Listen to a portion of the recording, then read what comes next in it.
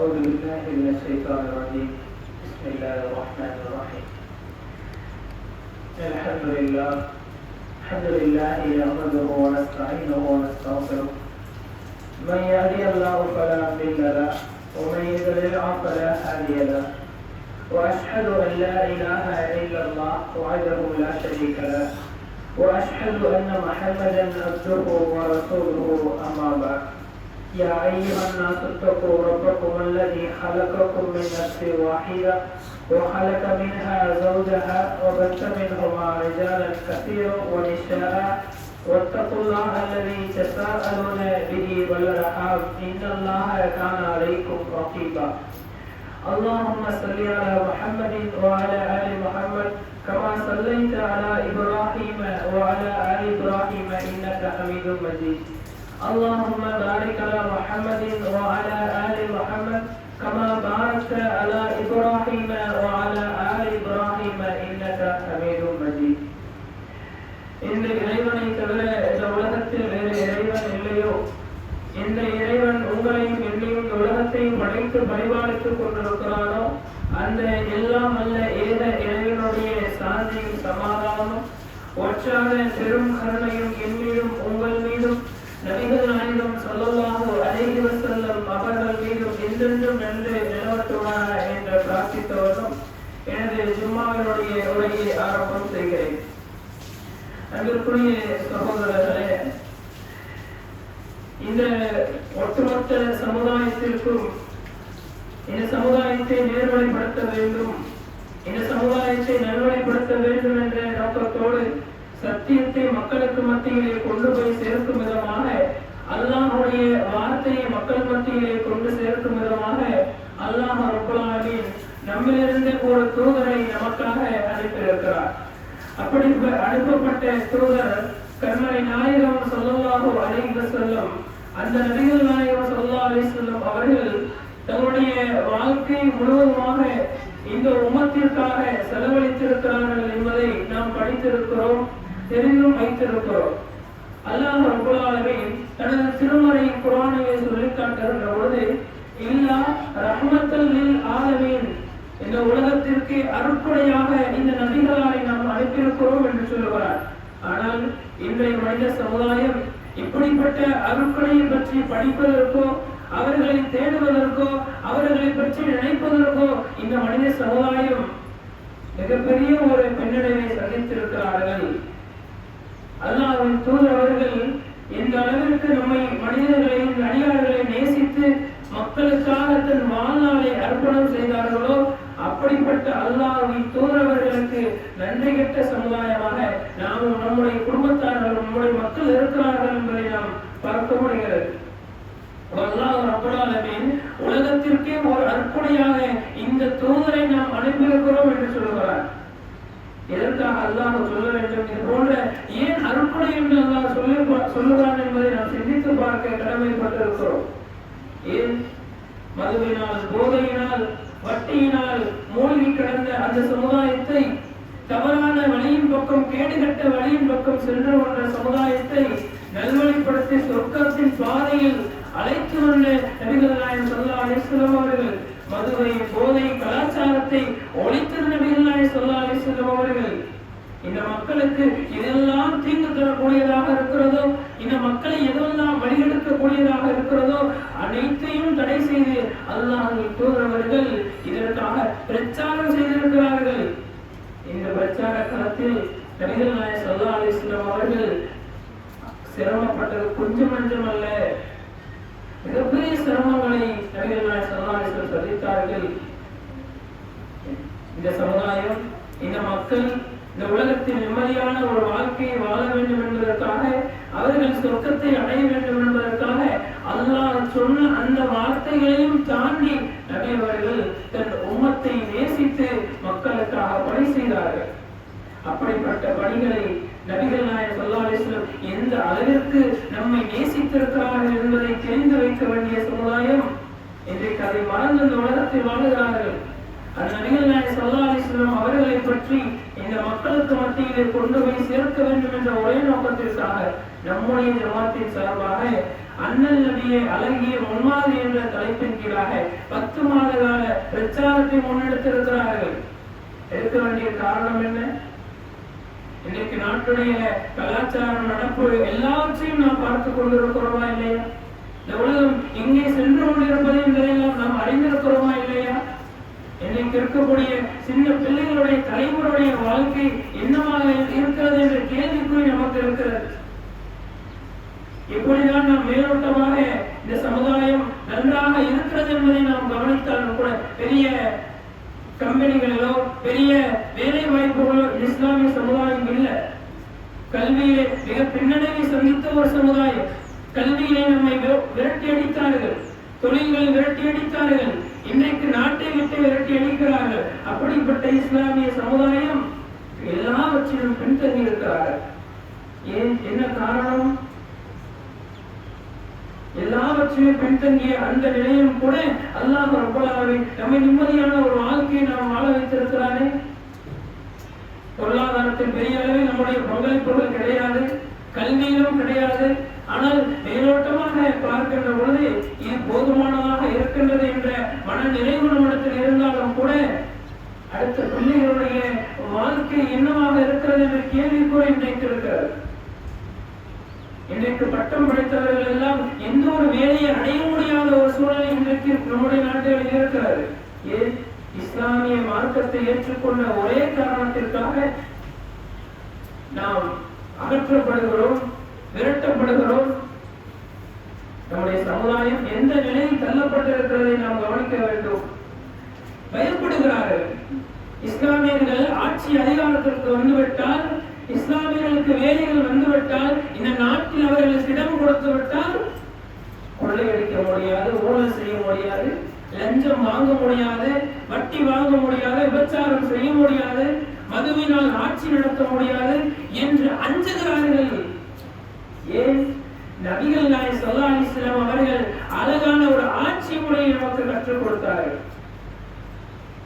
அநியாயக்காரர்கள், அக்கிரமக்காரர்கள் பயப்படும் அளவிற்கு மக்களை நிம்மதியாக வாழ வேண்டும், இதனால் மக்கள் மீது, மக்கள் பிணத்தின் மீது ஆட்சி நடத்தக்கூடாது, மக்களை ஏமாற்றக்கூடாது, மக்களை ஏமாற்றி வைத்து பிழப்பை நீங்கள் செய்யக்கூடாது என்பதை நபிகள் நாயகம் ஸல்லல்லாஹு அலைஹி வஸல்லம் தெளிவான ஆட்சி வழிமுறைகளை நமக்கு கற்றுக் கொடுத்திருக்கிறார்கள். அது மட்டுமா, அந்த ஆட்சி அதிகாரத்தில் எப்படி மிக நற்குணத்தோடு நபிகள் நாயகம் ஸல்லல்லாஹு அலைஹி வஸல்லம் திகழ்ந்தார்கள் என்பதை நாம் கவனித்து பார்த்திருக்கிறோம். சென்ற ஜும்மா உரையிலும் கேட்டிருக்கிறோம். அல்லாஹ் ரப்பல் ஆலமீன் வெளிக்காட்டுகிறார், லக்கத் கான லக்கும் ஃபீ ரசூலில்லாஹி உஸ்வத்துன் ஹஸனா. இந்த நபிகளிடத்திலே உங்களுக்கு அழகிய முன்மாதிரி இருக்கிறது என்று அல்லாஹ் சொல்லி காட்டுகிறார். ஒன்று ரெண்டு விஷயம் மட்டுமல்ல, இந்த உலகத்தில் எல்லா விஷயங்களுக்கும் இந்த நபிகள் நாயகம் ஸல்லல்லாஹு அலைஹி வஸல்லம் அவர்களிடத்தில் மிகப்பெரிய முன்மாதிரி இருக்கிறது. அந்த முன்மாதிரியை நாம் படித்தால் தெரிந்து கொண்டால் அல்லாஹ் சொல்லுகிறானே, அந்நபியு அவுலா பில் முஃமினீன அன்ஃபுஸிஹிம், இந்த நபி தங்கள் உயிரை விட மேலானவராக இருக்கிறார். யாருக்கு? முஃமின்களாக இந்த உலகத்தில் வாழ்கிறார்களே அவர்களுக்கு இந்த நபி உயிரை விட மேலானவர்களாக இருக்கிறார்கள். எப்போ உயிரை விட தன் நபி நமக்கு மேலானவராக ஆகுவார் என்று சொன்னால், இந்த உலகத்தில் நாம் முஃமின்களாக இருக்கின்ற பொழுது எப்படி ஒரு நபர் முஃமினாக மாற முடியும்? நபிகள் நாயகம் ஸல்லல்லாஹு அலைஹி வஸல்லம் அவருடைய வாழ்க்கையை படித்து தெரிந்து அதன் அடிப்படையில் நாம் வாழ முயற்சி செய்கின்ற பொழுதுதான் நாம் உண்மையான முஃமின்களாக ஆக முடியும்.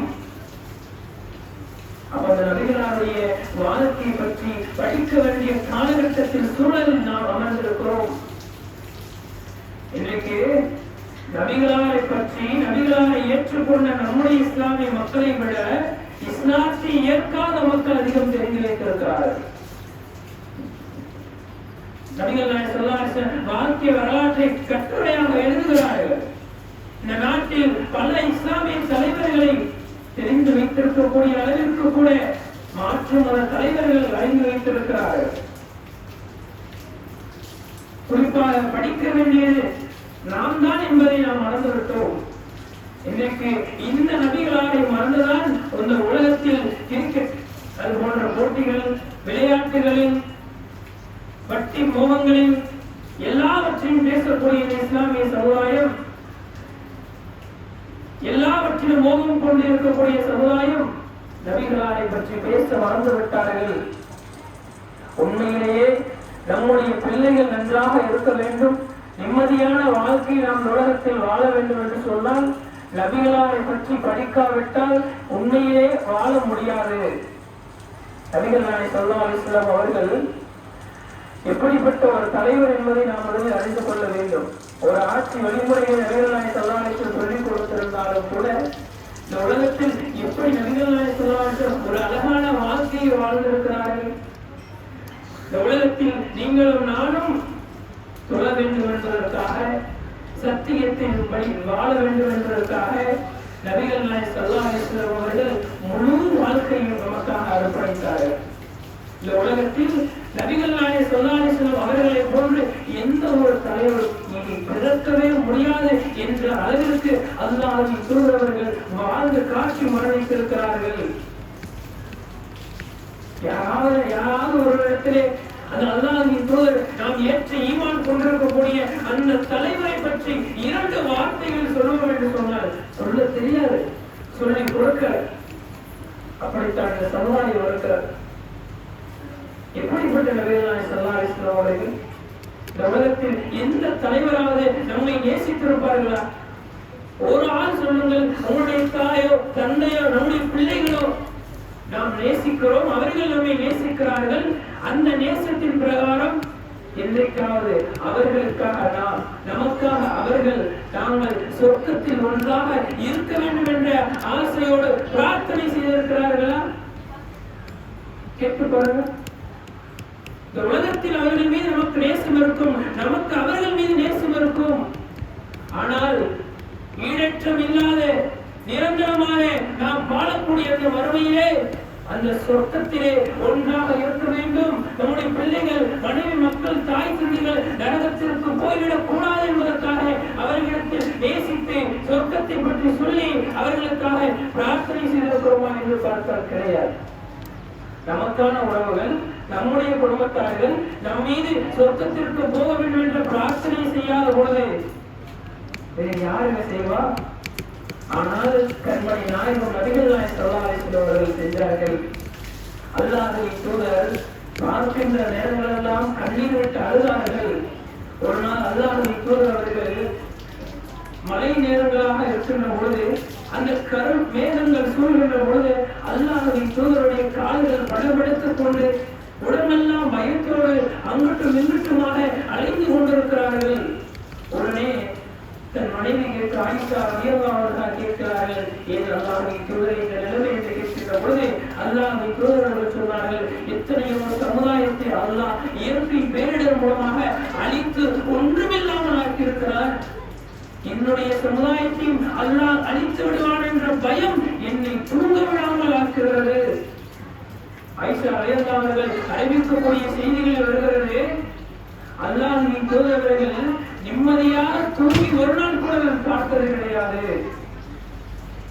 இந்த நேரம் இந்த சமுதாயத்தை பற்றி சிந்தித்துக் கொண்டு இந்த சமுதாயத்தை தன் உள்ளத்தால் நினைத்துக் கொண்டே இருப்பார்கள்.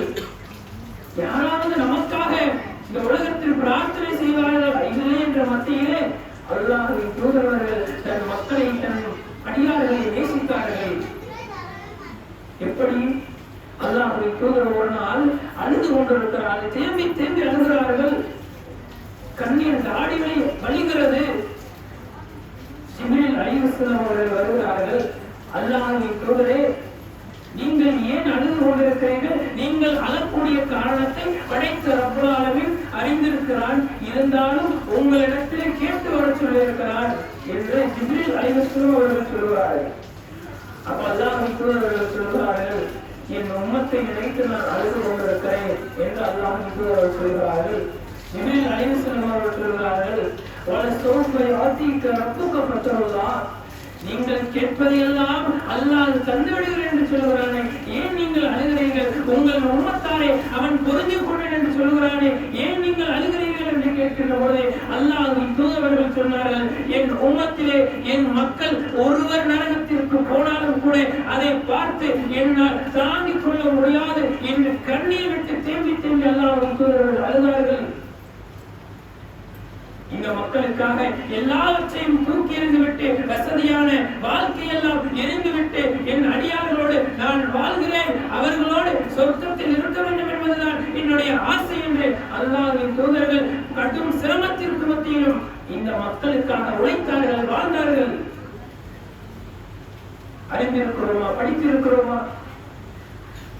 அல்லாஹ்வின் தூதர்கள் போருக்கு செல்லும் போது அவர்கள் நினைத்திருந்தால் மக்களுக்கு மத்தியிலே கட்டளையிட்டு வீட்டிலே அமர்ந்திருக்கலாம். ஆனால் அல்லாஹ்வின் தூதர்கள் போருக்கு செல்கிறார்கள். அந்த ஓதி யுத்தத்திலே நபிகள் நாயகம் ஸல்லல்லாஹு அலைஹி வஸல்லம் பற்கள் உடைக்கப்படுகிறது, இரத்தம் வடிகிறது. சஹாபாக்கள் சொன்னார்கள், அல்லாஹ்வின் தூதரே உங்களை காயப்படுத்தி விட்டார்கள், மக்களுக்கு நன்மையை தானே நீங்கள் சொன்னீர்கள், சத்தியத்தை தானே சொன்னீர்கள், ஆனால் உங்களையே காயப்படுத்தி விட்டார்களே, நீங்கள் அவர்களுக்கு எதிராக அல்லாஹ்விடத்தில் பிரார்த்தனை செய்யுங்கள், சாபமிடுங்கள் என்று அல்லாஹ்வின் தூதர்கள் சஹாபாக்கள் சொன்ன போதும் அல்லாஹ்வின் தூதர்கள் வேண்டாம், இவர்கள் மார்க்கத்தை ஏற்றுக்கொள்ளாவிட்டால் இவர்களுடைய சந்ததியினர் வருவார்கள், அவர்கள் என்னை ஈமான் கொள்வார்கள், ஏற்றுக்கொள்வார்கள் என்று அல்லாஹ்வின் தூதர்கள் இந்த மக்கள் மீது கொஞ்சம் கூட நம்பிக்கை இழக்காமல் இருந்தார்கள் என்று அந்த அளவுக்கு தன் அடியார்களை நேசித்தார்கள். அல்லாஹ் ரப்பல் ஆலமீன் நபிகள் நாயகம் ஸல்லல்லாஹு அலைஹி வஸல்லம் பற்றி அல்லாஹ் ரப்பல் ஆலமீன் என்ன கேட்கிறான் என்று பாருங்கள். فَعَلَّقَ بَعْضُ نَفْسَكَ عَلَى آثَارِهِمْ إِنْ لَمْ يُؤْمِنُوا بِهَذَا الْحَدِيثِ أَسَفًا. நபியே, உங்களிடத்தில் நான் வேதத்தை தான் சொல்ல சொன்னேன், மார்க்கத்தை சொல்ல சொன்னேன், அவர்கள் கேட்கவில்லை என்பதற்காக நீங்கள் ஏன் உங்களை கஷ்டப்படுத்திக் கொள்கிறீர்கள் என்று அல்லாஹ் கேட்கக்கூடிய அளவிற்கு நபிகள் நாயகம் ஸல்லல்லாஹு அலைஹி வஸல்லம் சிரமத்தை அடைந்தார்கள். இந்த அளவிற்கு நபிகள் நாயகம் ஸல்லல்லாஹு அலைஹி வஸல்லம் இந்த சிரமத்தை எந்த அளவிற்கு அவர்கள் பட்டார்கள் சொன்னால், இறை செய்தி வருகிறது. இறை செய்தி வரக்கூடிய அந்த ஆரம்ப காலகட்டத்திலே நபிகள் நாயகம் ஸல்லல்லாஹு அலைஹி வஸல்லம் அந்த இறை செய்தியை பார்த்துவிட்டு பயத்தோடு மனைவி கதீஜா அவர்களை சந்திக்கிறார்கள். சந்தித்து சொல்கிறார்கள், கதீஜா அவர்களே என்னை போர்த்துங்கள் என்று அல்லாஹ்வின் தூதர்கள் சொல்கிறார்கள். உடனே கதீஜா அவர்கள் போர்த்துகிறார்கள். போர்த்துவிட்டு அல்லாஹ்வின் தூதர்கள் ஆறுதல் சொல்கிறார்கள். என்ன சொல்கிறார்கள்? அல்லாஹ்வின் தூதர்களே, நீங்கள் பயப்படாதீர்கள், கவலைப்படாதீர்கள், உங்களை அல்லாஹ் ஒருபோதும் கேவலப்படுத்த மாட்டான், உங்களை அல்லாஹ் ஒருபோதும் கைவிட மாட்டான். ஏன் தெரியுமா? நீங்கள் மக்களுக்கு நன்மையை செய்கிறீர்கள், உறவினர்களை பேரின் உலகத்தில் வாழ்கிறீர்கள், கஷ்டப்பட்டு கஷ்டப்படக்கூடிய மக்களுக்கு நீங்கள் உதவி செய்கிறீர்கள். அதனால் அல்லாஹ் உங்களை ஒருபோதும் கேவலப்படுத்த மாட்டான். நீங்கள் நம்பிக்கை எழுந்து விடாதீர்கள் என்று ஆறுதல் சொல்கின்றார்கள். அதே சமயம் அல்லாஹ் ரப்பல் ஆலமீன் தன் வசனத்தை இறக்குகிறார். யா அய்யுஹல் முத்தஸ்ஸிர், போர்த்திக் கொண்டிருப்பவரை நீங்கள் எழுந்திருங்கள். அல்லாஹ் ரப்பல் ஆலமீன் நபி அவர்களை பார்த்து பேசுகிறார். நபியே, நீங்கள் எழுந்திருங்கள், எழுந்திருத்து மக்களுக்கு மார்க்கத்தை சொல்லுங்கள், ஏகத்துவத்தை எடுத்துச் சொல்லுங்கள். நீங்கள் சொல்கின்ற பொழுதே பல எதிர்ப்புகள் வரலாம், உங்களை ஊரை விட்டு விரட்டலாம். எல்லாவற்றையும் நீங்கள் பொறுத்து சகிப்புத்தன்மையுடையவராக இருங்கள். அல்லாஹ் ரப்பல் ஆலமீன் சொல்கிற பொழுது அன்றைக்கு இருந்த நபிகள் நாயகம் ஸல்லல்லாஹு அலைஹி வஸல்லம் அவர்கள் 23 வருட காலமாக தன் உயிர் தொன்மைக்குள் அடைகின்றவரை தன் உம்மத்தை பற்றி கவலைப்பற்றி தன் உம்மத்திற்காக வாழ்ந்தார்கள். அந்த தலைவர் நபிகள் நாயகம் ஸல்லல்லாஹு அலைஹி வஸல்லம் அவர்கள் தன் வாழ்நாள் முழுவதும் மக்களுக்காக அர்ப்பணித்த ஒரு தலைவர். எல்லா இடங்களிலும் நபிகள் நாயகம் ஸல்லல்லாஹு அலைஹி வஸல்லம் அவர்கள் தன் மக்களை நினைத்து அழுது அழுது கண்ணீர் வடித்தே நபிகள் நாயகம் ஸல்லல்லாஹு அலைஹி வஸல்லம் இருந்திருக்கிறார்கள். நிறைய ஹதீஸ்களில் நாம் பார்க்க முடிகிறது. அல்லாஹ் ரப்பல் ஆலமீன் திருமறையிலே நபிகள் நாயகம் ஸல்லல்லாஹு அலைஹி வஸல்லம் அவர்களை பற்றி பேசுகிற போதெல்லாம் ஏன் நீங்கள் கவலைப்படுகிறீர்கள், இந்த மக்களுக்கு நான் பொருந்திக் கொண்டேன் என்று அல்லாஹ் ஒவ்வொரு நாளும் நபிகள் நாயகம் ஸல்லல்லாஹு அலைஹி வஸல்லம் ஆறுதல் சொல்லிக் கொண்டே இருந்தார். அப்ப இந்த அளவிற்கு நபிகள் நாயகம் ஸல்லல்லாஹு அலைஹி வஸல்லம் மீது கவலைப்பட்டிருக்கிறார்கள், அக்கறையோடு நபிகள் நாயகம் ஸல்லல்லாஹு அலைஹி வஸல்லம் நமக்காக வாழ்ந்திருக்கிறார்கள் என்பதை நாம் புரிந்து கொள்ள வேண்டும். அப்படிப்பட்ட நமக்காக வாழ்ந்த அந்த நபிகள் நாயகம் ஸல்லல்லாஹு அலைஹி வஸல்லம் அவர்களுக்காக நாம் இந்த உலகத்தில் ஏன் அவர்களுக்காக வாழ வேண்டும் என்ற மனம் நமக்கு வரவில்லை? நமக்காக தன்னை உயிருக்கு நிகராக நேசித்த அந்த அல்லாஹ்வின் தூதர்களை உயிருக்கு மேலாக நாம் நேசிக்க நமக்கு ஏன் மனம் வரவில்லை? உலகத்தில் விளையாடுகளை பற்றியும் பல வீண் பேச்சுகளை பற்றி பேசக்கூடிய நாம் அல்லாஹ்வின் தூதர்களை பற்றி பேசுவது கிடையாது. குடும்பங்களாக நாடகம் பார்ப்பதற்கோ மற்ற விஷயங்களுக்கோ எல்லாவற்றிற்கும் நேரம் இருக்கக்கூடிய இந்த சமுதாயத்திற்கு நமக்காக சிரமப்பட்ட நாம் நிம்மதியாக தொழ வேண்டும், நாம் நிம்மதியாக இந்த உலகத்தில் வாழ வேண்டும், நாம் இந்த உலகத்தில் நிம்மதியாக வாழ்ந்து மறுமையை அடைய வேண்டும், ஜன்னத்துல் ஃபிர்தௌஸ் என்ற சொர்க்கத்தில் இந்த உம்மத்தை நான் பார்க்க வேண்டும் என்று ஆசைப்பட்ட அந்த நபிகளாருக்கு ஏன் நன்றி உணர்வோடு இந்த உலகத்தில் நம்மால் வாழ முடியவில்லை? அப்ப அந்த அல்லாஹ்வின் தூதர்களை பற்றி படிக்கின்ற பொழுதுதான், அவர்களை பற்றி உள்ளத்தோடு தெரிந்து கொள்ள அந்த நேரத்தில் தான் அவர்கள் மீது நமக்கு நேசம் உண்டாகும். சஹாபாக்கள் நேசித்தார்கள். இந்த நபிகள் நாயகம் ஸல்லல்லாஹு அலைஹி வஸல்லம் அவர்களை சஹாபாக்கள் எந்த அளவிற்கு நேசித்தார்கள் என்பதை உமர் ரலியல்லாஹு அவர்கள் எல்லாம் நபிகள் நாயகம் ஸல்லல்லாஹு அலைஹி வஸல்லம் அவர்களை ஒரு நாள் பார்க்காவிட்டால் அவர்களுக்கு உள்ளம் பயம் வரும்.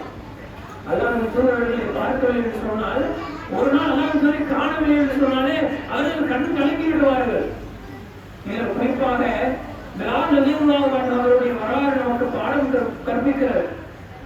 அந்த பிலால் ரலியல்லாஹு அவர்கள் அல்லாஹ்வின் தூதர் அந்த பள்ளி கட்டி அந்த ஆரம்பத்தில் இருந்து பாங்கு சொல்வதற்காக நியமிக்கப்பட்ட ஒரு மனிதர் பிலால் ரலியல்லாஹு அன்ஹு அவர்கள். அல்லாஹ்வின் தூதர்கள் வரணித்து விட்டார்கள். பிலால் ரலியல்லாஹு அன்ஹு அவர்கள் மற்றும் ஒரு மரத்தின் அருகே உட்கார்ந்து தேம்பி தேம்பி அழுது கொண்டிருக்கிறார்கள். அல்லாஹ்வின் தூதரின் முகத்தை பார்க்க முடியவில்லை. அவர்கள் சொல்லுகிறார்கள், அல்லாஹ்வின் தூதர் மரணித்து விட்டார்கள் என்ற செய்தியை என்னால் ஏற்றுக்கொள்ள கூட முடியவில்லை. இனிமேல் அந்த அல்லாஹ்வின் தூதர் இல்லாமல் இந்த பள்ளியிலே என்னால் பாங்கு சொல்ல மனம் வரவில்லை. என்ன சொன்னார்கள் தெரியுமா? நான் இந்த ஊரை விட்டு போய் விடுகிறேன் என்று சொன்னார்கள். நான் இனிமே இந்த ஊரில் இருக்க மாட்டேன், அல்லாஹ்வின் தூதர்கள் இல்லை என்று நினைக்கின்ற பொழுது என்னால் வாழ முடியவில்லை, நிம்மதியாக இருக்க முடியாது. அந்த அளவிற்கு சஹாபாக்கள் நேசித்தார்கள். எப்படிப்பட்ட நேசம் என்பதை பாருங்கள். அல்லாஹ்வின் தூதர்கள் பிரிந்து இருக்க மாட்டார்கள். ஒரு நாள் அல்லாஹ்வின் தூதர்கள் கடைசி மரண தருவாயில் இருக்கின்ற பொழுது அல்லாஹ்வின் தூதர்களுக்கு உடலெல்லாம் வலியின் காரணமாக, தலைவலியின் காரணமாக அல்லாஹ்வின் தூதர்கள் பள்ளிக்கு வரவில்லை. அபூபக்கரிடத்திலே தொழுகை வைக்க சொல்லிவிட்டு அல்லாஹ்வின் தூதர்கள் வீட்டில் இருக்கிறார்கள். ஃபஜ்ர் தொழுகை நடைபெறுகிறது. அல்லாஹ்வின் தூதர்கள் தன் வீட்டில் இருந்து திரையை அகற்றி பள்ளியை பார்க்கிறார்கள். மக்கள் ஃபஜ்ருடைய தொழுகையை நிறைவேற்றிக் கொண்டிருக்கிற அல்லாஹ்வின் தூதர்கள் கண் கலங்குகிறார்கள். என்ன சொல்கிறார்கள்? அழகாக என்னுடைய மக்கள் தொழுது கொண்டிருக்கிறார்கள், நான் இல்லை என்றாலும் கூட அவர்கள் தொழுகையை சரிவர பின்பற்றுகிறார்கள் என்ற மன நிறைவோடு நான் மரணிப்பேன் என்று சொன்ன அல்லாஹ்வின் தூதரவர்கள் தொழுகை முடிந்துவிட்டு சஹாபாக்கள் அல்லாஹ்வின் தூதரவர்களை பார்க்க வருகிறார்கள். அல்லாஹ்வின் தூதரவர்களை நலம் விசாரிக்கிறார்கள். அப்படி சஹாபாக்கள் இருந்தார்கள். அல்லாஹ்வின் தூதர் எதை சொன்னாலும் அதை செய்யக்கூடியவர்களாக, எந்த கட்டளை போட்டாலும் அதற்காக தங்கள் உயிரையும் தியாகம் செய்யக்கூடியவர்களாக சஹாபாக்கள் இருந்தார்கள் என்பதை நாம் வரலாற்று செய்தியில் பார்க்க முடிகிறது. அப்ப அந்த அல்லாஹ்வின் தூதர் முற்றுமுழுமாக சிரமப்பட்ட கஷ்டப்பட்டு தன்னுடைய இனிமையான ஒரு வாழ்க்கையை எல்லாவற்றையும் இழந்த மக்களுக்காக அவர்கள் வாழ்ந்தார்கள். அவர்கள் நினைத்திருந்தால் ஒரு நாட்டினுடைய ஜனாதிபதி, இந்த சமுதாயத்திற்கு மிகப்பெரிய ஒரு தலைவர், அவர் நினைத்திருந்தால் மாட மாளிகைகள் கிரீடத்தோடு வசதியாக அரண்மனையில் வாழ்ந்திருக்கலாம். அந்த அல்லாஹ்வின் தூதரவர்களே உமர் ரலியல்லாஹு அன்ஹு வரலாற்று செய்தியை நாம் பார்க்கிறோம். உமர் அவர்கள் அல்லாஹ்வின் தூதரவர்களை சந்திக்க போகிறார்கள். அப்ப அல்லாஹ்வின் தூதரவர்கள் ஒரு கட்டளையிலே உறங்கிக் கொண்டிருக்கிறார்கள். உமர் அவர்களை பார்த்து அல்லாஹ்வின் தூதர் எழுந்து உட்காருகிறார்கள். உமர் அவர்கள் அல்லாஹ்வின் தூதர் முதுகை பார்க்கிறார்கள். முதுகெல்லாம் சிவந்திருக்கிறது, அச்சச்சாக பதிந்திருக்கிறது, இரத்த கலக்கமாக இருக்கிறது. அப்ப அல்லாஹ்வின் தூதரவர்கள் படுத்து உறங்கிக் கொண்டிருந்த அந்த கட்டல் ஒரு ஈச்சை மரம் என்று சொல்லக்கூடிய அந்த கயிறுகளால் ஆன ஒரு கட்டளையில் படுத்து உறங்கிக் கொண்டிருந்தார்கள். அப்ப உமர் அவர்கள் அல்லாஹ்வின் தூதரவர்களை பார்த்து கண் கலங்குகிறார்கள். யார சொல்லலாம், நீங்கள் நினைத்திருந்தால் மாட மாளிகைகளில் அரண்மனைகளில் வாழ்ந்திருக்கலாம். நீங்கள் நினைத்திருந்தால் ஜனாதிபதிகள் அழைப்பு கொடுத்தார்கள், நீங்கள் சென்றிருக்கலாம். ஆனால் நீங்கள் இந்த எளிமையான வாழ்க்கை இப்படி சிரமப்படுகிறீர்கள் யார் சொல்லலாம். உங்களுக்காக ஒரு பஞ்சு மெத்தையை நான் செய்து தரட்டுமா யார் சொல்லலாம் என்று உமர் அவர்கள் அல்லாஹ்வின் தூதரவர்கள் கேட்கிறார்கள். அப்ப அந்த அல்லாஹ்வின் தூதரவர்கள் சொன்னார்கள், வேண்டாம் அவரே, நான் இந்த உலகத்தில் வாழ வந்தவன் அல்ல, நான் போக வந்தவன் என்று சொன்னார்கள். அல்லாஹ்வின் தூதருடைய கடைசி வரை இந்த மக்கள் யாரும் நரகத்தை அடைந்து விடக்கூடாது, எல்லா மக்களும் நாளை மறுமையில் வெற்றி பெற வேண்டும் என்பதற்காகவே அல்லாஹ்வின் தூதரவர்கள் உழைத்தார்கள், பாடுபட்டார்கள். அப்ப அப்படிப்பட்ட அல்லாஹ்வின் தூதரவருடைய வாழ்க்கையை நம்முடைய பிள்ளைகளுக்கு சொல்லிக் கொடுத்து அந்த அல்லாஹ்வின் தூதரவர்களுக்கு நன்றி உணர்வோடு இந்த உலகத்தில் நாம் வாழ வேண்டும். என்று சொன்னால் இன்றைக்கு மது அருந்து இன்னைக்கு எத்தனை சமுதாயம் சீரழித்து கொண்டு போயிருக்கிறது. அதிலிருந்து அல்லாஹ்வின் தூதரவர்கள் நம்மை பாதுகாத்திருக்கிறார்கள். வட்டியினால் விபச்சாரத்தினால் கேடிகட்ட சமுதாயத்திலிருந்து அல்லாஹ்வின் தூதரவர்கள் நம்மை பாதுகாத்திருக்கிறார்கள். எல்லா விஷயங்களிலும் நபிகள் நாயகம் ஸல்லல்லாஹு அலைஹி வஸல்லம் அவர்கள் நமக்கு அரணாக இருந்து நமக்காக உழைத்து வாழ்ந்து மரணித்த அந்த அல்லாஹ்வின் தூதர்களை வாழ்க்கை நாம் படித்து பிறருக்கு எடுத்து சொல்லக்கூடிய பாக்கியத்தை வல்ல ரஹ்மான் நம் அனைவருக்கும் தந்தவர் உரிமையாக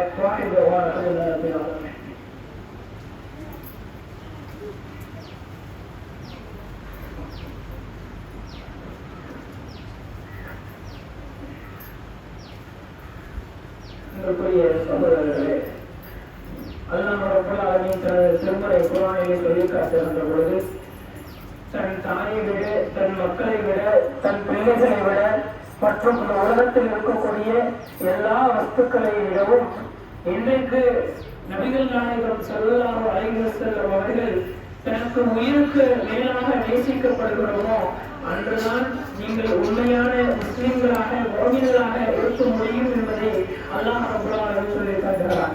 எந்த அளவிற்கு நபிகளார் அவர்கள் நம்மை நேசித்தார்களோ, நம் மீது பாசம் வைத்தார்களோ, அதை விட தாண்டி அந்த நபிகளார் மீது நாம் நேசித்தால் மட்டும்தான் அந்த சொர்க்கத்தை நம்மால் அடைய முடியும் என்பதிலே எந்த மாற்று கருத்தும் கிடையாது. அப்ப அந்த நபிகளாருடைய வாழ்க்கையை நாம் மக்கள் மத்தியிலே எடுத்து கொண்டு போய் சேர்க்க வேண்டும். இந்த மக்கள் மத்தியிலே அடுத்த தலைமுறையாவது சரியான வழியிலே இந்த மார்க்கத்தை நிலைநாட்டக்கூடிய மக்களாக இருப்பார்கள். அவர்கள் நிம்மதியான ஒரு வாழ்க்கை அடைய வேண்டும் என்பதற்காக நம்முடைய ஜமாத்தின் சார்பாக அண்ணல் நபி அழகிய முன்மாதிரி என்ற 10 மாத கால செயல் திட்டத்தை நாம் கையில் எடுத்திருக்கிறோம். இது வெறும் அரசியல் லாபத்திற்காகவோ அரசியல் பிரச்சாரமாக நமக்கு கிடையாது. இதில் எந்த லாபமும் நமக்கு கிடையாது. இந்த மக்கள் மறுமையிலே வெற்றி பெற வேண்டும், நபிகளாரை மக்கள் மத்தியிலே கொண்டு போய் சேர்க்க வேண்டும் என்ற ஒரே நோக்கத்தில் தான் இந்த பிரச்சாரம் நாம் கையில் எடுத்திருக்கிறோம். இந்த பிரச்சாரத்திற்கு மத்தியிலே மக்களுடைய ஒத்துழைப்பு என்பது மிக அத்தியாவசியமாக இருக்கிறது. கிடைக்கக்கூடிய நேரமெல்லாம் நபிகளாரை பற்றி படிப்பதற்கும் நம்முடைய பிள்ளைகளிடத்திலே எடுத்து சொல்வதற்கும் நேரத்தை நாம் செலவு செய்யக்கூடிய மக்களாக இருக்க வேண்டும். அடுத்து வரக்கூடிய பிரச்சாரங்களில் மார்க்க சொற்பொழிவுகளில் உங்களுடைய பங்களிப்பையும் தொடர்ந்து மக்கள் மத்தியில் நீங்கள் கொடுக்க வேண்டும். அந்த நபிகளாருடைய எந்த நபிகள் நாயகம் ஸல்லல்லாஹு அலைஹி வஸல்லம் அவர்கள் இறுதி காலம் வரை இந்த மக்கள் மத்தியில எந்த நோக்கத்தோடு மக்களுக்கு மார்க்கத்தை சொன்னார்களோ அதே சிந்தனையை அதே மார்க்கத்தை நாமும் பின்பற்றி அதை மக்கள் மத்தியில் சொல்லக்கூடிய மக்களாக வல்ல ரஹ்மான் உங்களையும் என்னையும் ஆற்றல் புரிவானாக. அஸ்ஸலாமு அலைக்கும் வரஹ்மத்துல்லாஹி வபரகாத்துஹு.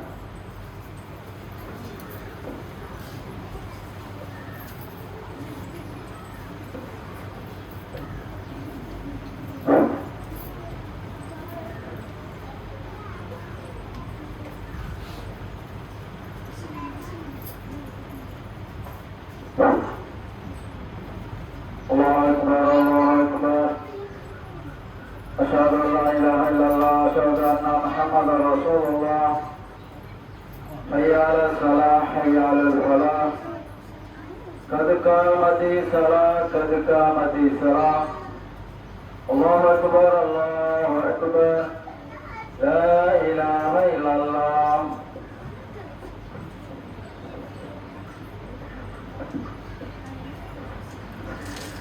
உங்களுடைய வரிசைகளை குதிங்களை பார்த்து நேராகவும் நெருக்கமாக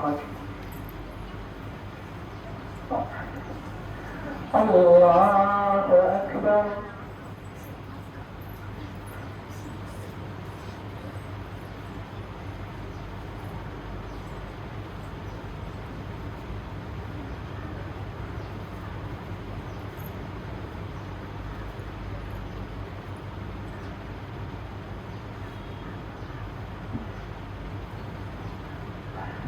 الحمد لله رب العالمين الرحمن الرحيم مالك يوم الدين إياك نعبد وإياك نستعين اهدنا الصراط المستقيم صراط الذين أنعمت عليهم غير المغضوب عليهم ولا الضالين آمين. ونفخ في الصور فإذا هم من الأجداث إلى ربهم ينسلون قالوا يا ويلنا من بعثنا من مرقدنا هذا ما أنا الرحمن وصدق المرسلون إن كانت إلا صيحة واحدة فإذا هم جميع لدينا محضرون فاليوم لا تظلم نفس فاليوم لا تجزئون إلا ما كنتم تعلمون لا تظلم نفس شيئا ولا تجزئون إلا ما كنتم تعلمون إن أصحاب الجنة اليوم في شغل فاكهون هم وأزواجهم في ظلال على الأرائك متكئون لهم فيها فاكهة ولهم ما يدعون سلام قولا من رب رحيم. وأمتازوا اليوم أيها المجرمون ألم أهد إليكم يا بني آدم ألا تعبدوا الشيطان إنه لكم عدو مبين وأن اعبدوني هذا صراط مستقيم. ولقد أضل منكم جبلا كثيرا أفلم تكونوا تعقلون هذه جهنم التي كنتم توعدون اصلوها اليوم بما كنتم تكفرون اليوم نختم على أفواههم وتكلمنا أيديهم وتشهد أرجلهم بما قالوا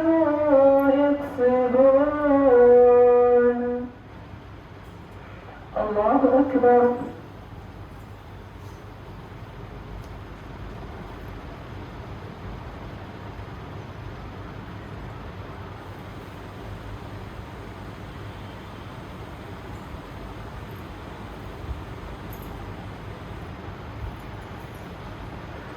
سمع الله لمن حمده.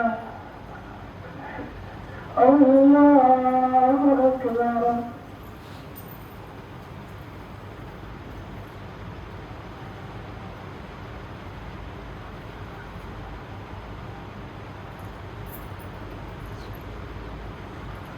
الله أكبر. الله أكبر.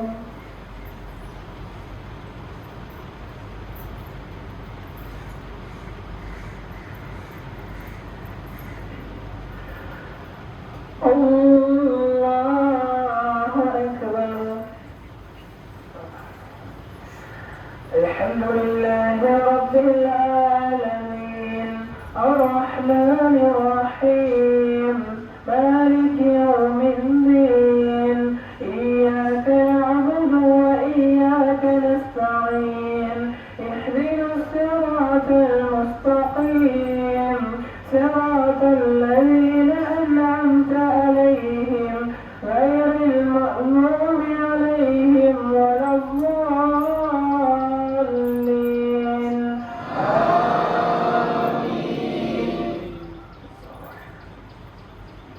سبح اسم ربك الأعلى الذي خلق فسوى والذي قدر فهدى والذي أخرج المرعى فجعله غثاء نحوا سنقرئك فلا تنسى إلا ما شاء الله إنه يعلم الجهر وما يخفى ونيسرك للإسرى فذكر إن نفعت الذكرى سيذكر من يخشى ويتجنبها الأشقى الذي يصلى النار الكبرى ثم لا يموت فيها ولا يحيا قد أفلح من تزكى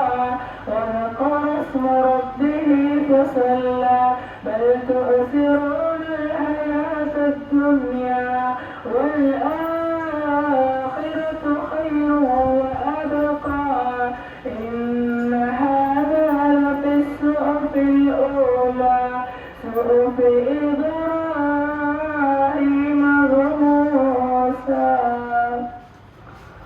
الله أكبر.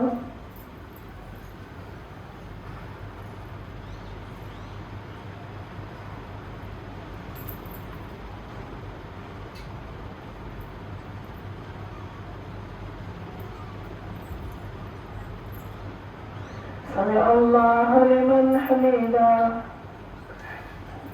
الله أكبر.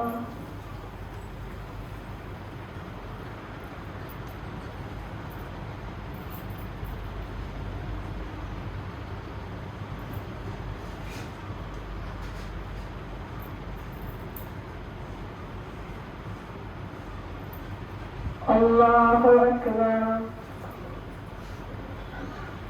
الله أكبر.